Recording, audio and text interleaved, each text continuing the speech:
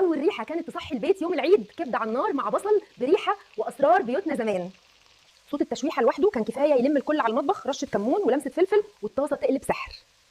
اول لقمه في عيش بلدي سخن تعرفي ان العيد بدا بجد. ايام بسيطه ولكن طعمها عايش جوانا. اعمليها بحب وكليها بهنا. عمرك سالتي نفسك ليه ريحه تسبيكه الباميه زمان كانت بتملي بيوتنا وتوصل اخر الشارع؟ تعالي اقول لك السر اللي كانت امهاتنا بتعمله بايه.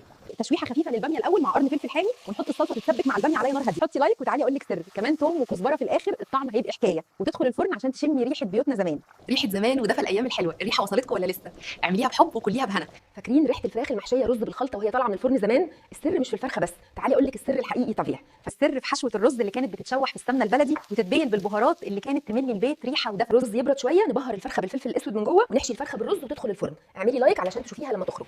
مين نفسه يرجع يعيش اللحظه دي تاني؟ الحنين ده مش اكل، ده عمره. احنا مش بنطبخ اكل، احنا بنفتح باب ذكريات. اعمليها بحب وكليها بهنا. يا نهار ابيض، العكاوي غامقه وملهاش ريحه، تعالي اقول لك نصلح ده ازاي. تابعيني وحطي لايك عشان نعملها مع بعض. سر من اسرار زمان، لازم العكاوي تاخد صدمه على النار الاول علشان تقفل على العصاره جواها، ونضيف عليها البصل والحبهان ونسيبها تستوي على نار هاديه عشان تدوب في الاكل. الصلصه تتسبك نص تسبيكه ونحطها على العكاوي في طاجن فخار، وهنا سر الطعم الحقيقي.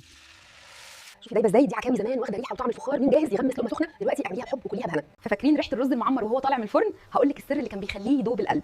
اعملي لايك علشان تعرفي كل الاسرار. نسخن اللبن قبل ما يتحط ونحط معلقه قشطه او وش لبن، هو سر الطعم الدسم القديم، ونص معلقه سكر، ونظبط الملح. سمنه بلدي على الوش، سر الريحه المفحفحه اللي بتملي بيوتنا زمان. طاجن فخار يفرق جدا في الطعم، ندخله الفرن ياخد لون ذهبي مكرر. ريحه بيوت زمان رجعت مع الرز المعمر الاصلي بطريقه امهاتنا وجدتنا.